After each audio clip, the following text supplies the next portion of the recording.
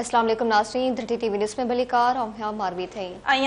दुआ भुट्टो नाज़रीन हेडलाइंस में ॾिठियूं ख़बर मां शेयर कंदासीं। वज़ीर आज़म शहबाज शरीफ बिजली जी transmission system national transmission and dispatch company में सुधारनि ऐं बहाली की मंजूरी ॾेई छॾी आहे। वज़ीर आज़म शहबाज शरीफ की सदारत हेठि बिजली के शोबे में सुधारनि के जायज़े बाबत इजलास थियो।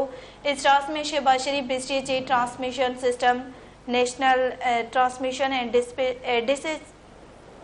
डिस्पैच कंपनी में सुधारनि की मंजूरी ॾिनी आहे। ख़बर वासा शेयर कई पिया। वज़ीर आज़म शहबाज शरीफ बिजली की transmission system national transmission and dispatch company में सुधारनि ऐं बहाली की मंजूरी ॾेई छॾी आहे। वज़ीर आज़म शहबाज शरीफ की सदारत हेठि बिजली के शोबे में सुधारनि के जायज़े बाबत इजलास थियो।